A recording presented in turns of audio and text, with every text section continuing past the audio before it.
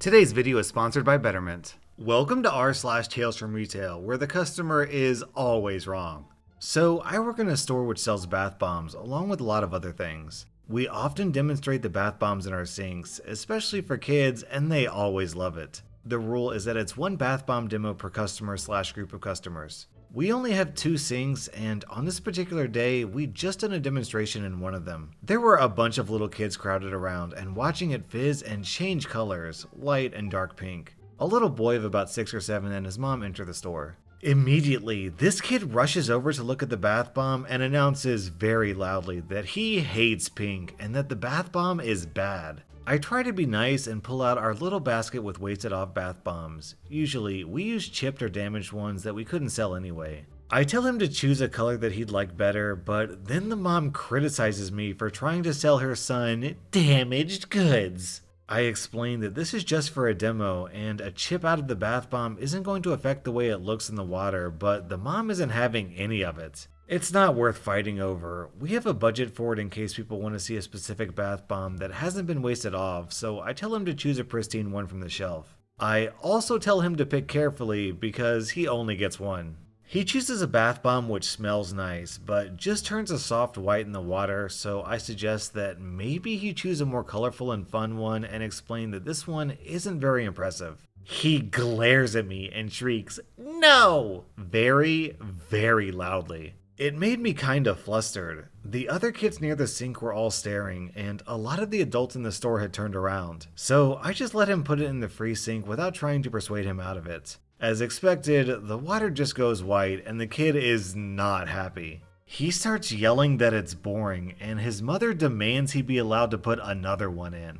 I explain that we only have 2 sinks and now they're both full. Also, I tell her that each kid is only allowed one so that the most people possible gets a chance to see them. She ignores me and tells her son to go get another one off the shelf. I tell her again that I'm sorry, but he won't be allowed to put another one in. She tells me that I'm being stingy, and at this point, the boy is running up and down the rows of bath bombs trying to choose one. One of my supervisors comes over and repeats exactly what I've told her, and the mom says it's my fault for not telling her son that the white ones wouldn't be suitable, despite me telling him exactly that a minute earlier. At this point, the kid comes running back with a blue bath bomb, and my supervisor tells him sternly that he can't put it in the sink. The now clearly demonic mother accuses my supervisor of taking a tone with my son and demands that she sees the manager. Normally, we have pretty reasonable people in our store, and a request and bad behavior like this is very rare, so my supervisor just awkwardly walks away to get our manager from the office. The mom gives me the most poisonous look I have ever gotten from a customer, turns to her son, and tells him to put it in the sink. I instantly tell him that he's not allowed, but the kid just yeets the bath bomb into the already used sink before I can stop him. Bath bombs are meant to be placed in the bath gently, so when he hurls it, water goes absolutely everywhere, including over the other children standing at the sink next to it. Understandably, they all start screaming for their parents, and so I begin grabbing paper towels to help them get the water off their faces and clothes. I'm furious with the mother, but I can't pay attention to her as I, along with her shocked parents, are trying to console the other kids. And as we're drying them off, I hear the absolute demon lady say, "Oh, well, that's not very impressive either, is it?" I've never wanted to physically fight a customer before, but wow, I got close then. The entire debacle ended up with my manager getting into an argument with the mother over making her pay for the second bath bomb. My manager eventually won by telling her that if she didn't pay, the shopping center security would have to be called. The parents of the kids who were splashed were very understanding and non-demonic. Sorry for the long read.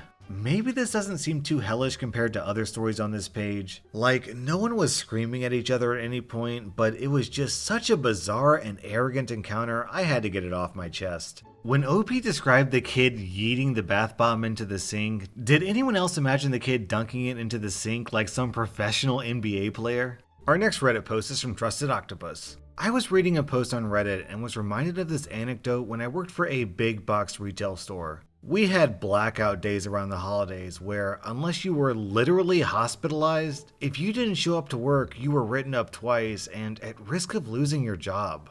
I unfortunately came down with a virus or the flu mid-season and was throwing up constantly. I tried to call in when I was threatened with the above action, so I dragged myself into work and set up a stool and trash can next to me. I would have to stop mid-interaction with customers to vomit into said trash can, and this went on for a few hours before one of my newer managers approached me. "What are you doing?" "Trying to tough it out until closing." "Well, can you please stop throwing up? I'm getting customer complaints and it's making them uncomfortable." "I'll get right on that." I was so blown away, all I could do is just sit there in shock. I ended up calling the general manager and had the assistant repeat what he just asked me, and my general manager was like, "What the F is wrong with you? Send her home." My shift manager argued he had no one to cover me, and my general manager made him cover my shift so I could leave. I don't miss retail.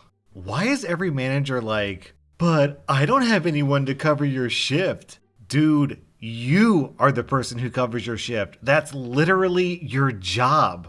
Our next Reddit post is from Crispy Silicon. So yeah, years back, I was working as a wholesale manager for a large national auto parts chain. A large retail store with a full service repair facility. When the service manager needed to leave, the technicians would come to me instead. This was one of those days that ended like no other. I remember it was a hot day, well over 100 degrees Fahrenheit, a little after 2 p.m. I'm sitting at my desk looking for some part when one of the technicians comes up to me. His name's Kenny. Now, Kenny's a real nice guy. He's in his early 50s, Vietnamese, and has a great sense of humor. His English isn't great. He understands everything, but never quite got the hang of putting it into words. But he does fine given a minute. The man always has a smile on his face, and he's an outstanding mechanic. I'd let him work on my car, and that's a real short list. Anyway, "Mr. OP, you need come with me, right now." He's stone-faced, and he always calls me by my first name. I'm more than a little scared by how he looks. I'm thinking a vehicle has fallen off a lift or someone is seriously injured. He leads the way to the service bay. He works in the bay all the way at the end, and that's where he takes me. On his lift, he has a 200 white Ford Expedition. He guides me to the front passenger wheel well. The wheel and tire have been removed and are on the floor. Then he points to the fender. I stick my head up into the wheel well and look up towards the fender, and there it is. A large plastic and taped wrapped package, clearly containing a white brick. It's very large, like 8 inches by 10 inches by 3 inches. It's heavily taped to the inside of the fender. I look at Kenny, and he looks at me. He says, "Cocaine." Sure as hell looks like it to me, too. I ask him, "What's it here for?" "It's a lot of work. Practically all the front bushings, ball joints, the outer tie rods. Vehicle is listed at 78,000 miles.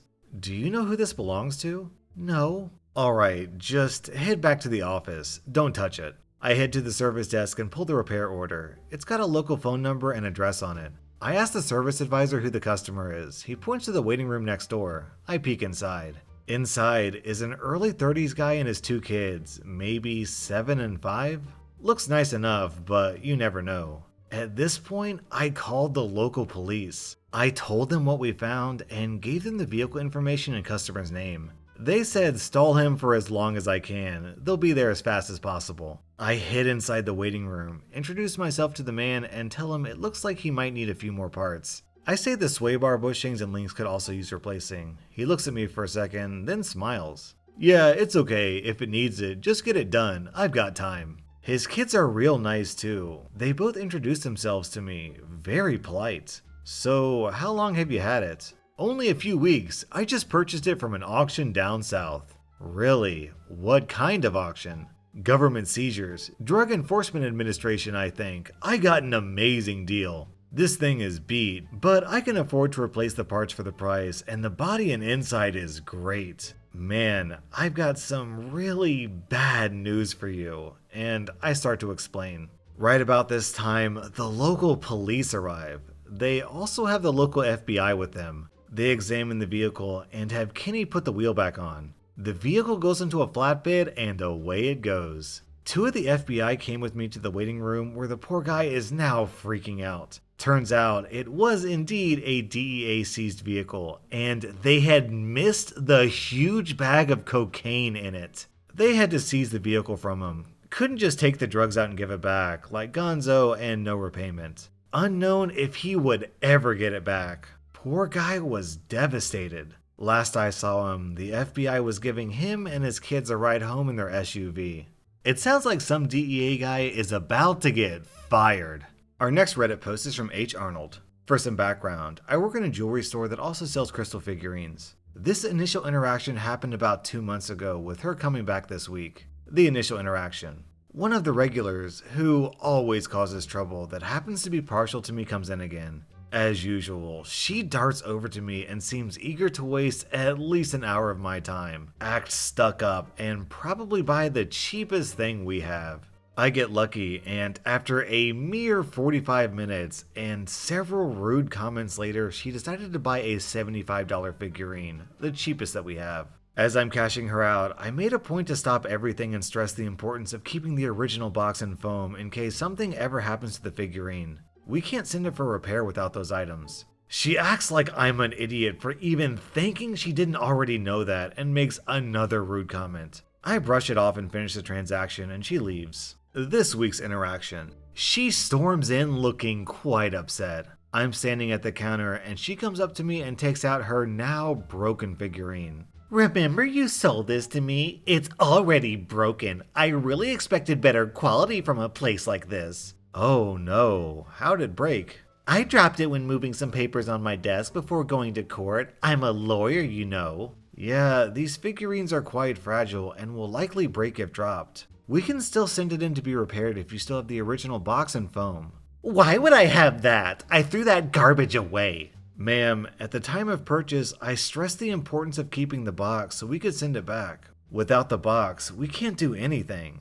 That's ridiculous. Why not? If we mail this item, it'll most likely get damaged on its way to the repair center or on its way back, which is out of our responsibility. We need the box and foam customized for the item so we can safely send it. You don't have extra boxes? A company like this must have extra boxes. No, ma'am. Unfortunately, we don't have the space or resources to house extra boxes and foam for every figurine we've ever sold. Where's your manager? He's out for lunch. Come back in half an hour and he'll be here. And then, 30 minutes later, this is ridiculous. There must be a contingency plan for those that don't keep their boxes. My manager says, unfortunately not, ma'am. Customers are told to keep their box. Whether they do or don't is up to them, along with any consequences. What a ridiculous policy, and I overheard the associates tell a customer you're only here 3 days a week. What kind of manager are you? Actually, I split my time between 3 different locations, so I often work 6 to 7 days a week. Fine, I guess that's okay then. And she leaves. Our next Reddit post is from Masters9. It's 15 minutes after closing, and I step outside to grab the garbage from the front trash can. Just finished tying it up when a lady rushed over, out of breath, and yelled, "Please don't be closed." The window gates are down, and we're standing in front of automatic doors that aren't opening. We are closed AF. I let her know that we are indeed closed, and apologized for the inconvenience and started to head in.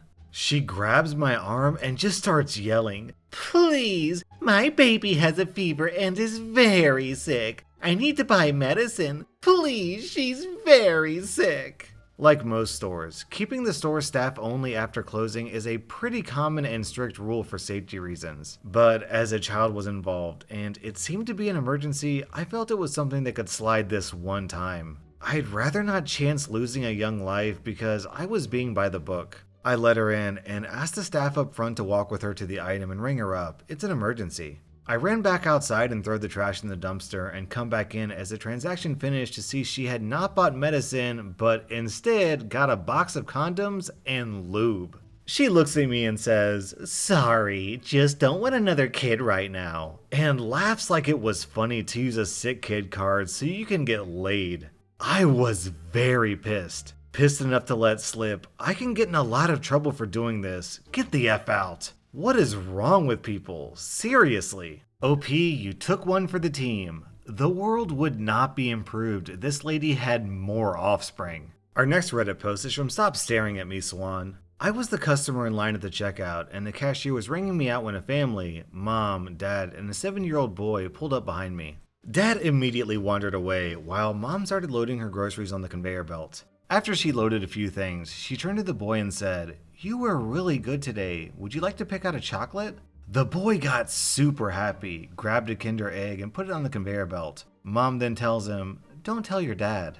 Dad comes back, and Mom says she forgot something, so Dad continues loading the belt while Mom walks away. Dad then turns to his son and says, "You were really good today. Would you like to pick out a chocolate?" I have never in my life seen a kid look so happy. He picks another Kinder Egg and puts it on the belt. Sure enough, Dad then says, "Don't tell your mom." I didn't say anything to ruin this kid's wonderful 2-chocolate day, but I had a good chuckle walking out of there. Our next Reddit post is from Error404Life. For clarity, I live in a tiny rural town in Australia. Everyone knows each other and the local meth addict. It's that kind of town. It's completely feral, and I have many a story for that some other time. I work in a popular dollar store in said small town. I've worked there for nearly a year now, but this store has been there since I was a kid. Every year they have a charity week where all the employees collect donations, which are then sent off to a bigger charity that the store has sponsored at the end of the week. It's quite fun, and I got to dress up. I had to wear a rainbow dash style wig, which all the kids loved. I had a system to ask for donations to avoid it being awkward. My feral aunt/boss doesn't seem to understand the concept that people who pay with card don't often have spare change on them to give, and had a go at me for the way I did things. But hey, we still raised nearly $850 in that 1 week, so I must have done alright. Anyways, anyone who paid with cash or had a purse or wallet on them, I would ask if they would like to donate and explain to them the charity we were raising for. I can't remember the name, but it was for kids with heart diseases, which caused a lot of people to donate right off the bat. As I was working one day, rainbow wig and all, this young girl goes up to the counter, her presumed mom following in tow, eyes on her phone. I'm fine with parents being on their phone. I barely get off mine, so I can relate. But she just did not look up, not even as she was turning corners or anything. I walk over behind the counter and scan all the girl's stuff. She was so excited, clearly having just gotten out of school, and had a diary and some pens. The mom sets her phone down, screen still on messages, then grabs her purse and fishes through it and pulls out a 20. Because she's paying with cash, I ask, "Would you like to donate to charity?" She looked at me like I was the freaking Nightcrawler. This was the following exchange. "What? We have a donation box set up. Would you like to donate any loose change you have rattling around?" "Why?" Me, a bit dumbfounded, because it's for children with heart conditions to help them. She cuts me off. "Why would I give my hard-earned cash to some random cashier?" It's fine. You don't have to donate. I just ask everyone." She gives me a hard glare. "Why don't you donate?" I already have? We have the option to donate some of our pay to charity. It is just taken off the total when we sign. I give $50 with everyone else. "Really? How much? If you really cared, you would give all your savings, but you're just some dumb kid." Thank God I had a regular who was waiting in line. She shoved her basket forward onto my counter, pushing the woman out of the way, silently giving her the biggest F you. She just stormed off, and I put her $12 change in the donation box like I was instructed to do with everyone else. The people in line all just dumped their change from their pockets into the box. This woman was so distracted with being a grunt that she forgot her change and was accidentally a good person. Here's an honest question. How are you supposed to know what to do with your money? Very few of us are exposed to meaningful advice on how to manage our finances. Even fewer have the means to get professional financial guidance. Betterment is a platform that was built to do something radical, to give accessible financial advice that puts you first. If you're like most Americans, your money is probably sitting in a savings account, likely earning you next to nothing. Maybe you have an investment account that you're not really sure what to do with. Betterment can help you make sense of what to do with your money. Investing involves risk, but you don't have to know the ins and outs of the stock market to start saving more or start investing for your future. Betterment's technology will put your money to work, choosing the stocks and strategies that are right for you because we know you have other things to do. Betterment's platform can even provide guidance on what financial goals make sense for you. Give your money a new home with Betterment, peace of mind included. Download the Betterment app today. That's BETTERMENT for the betterment of you. That was r/Tales from Retail, and if you like this content, then hit the subscribe button because I put out new Reddit content every single day.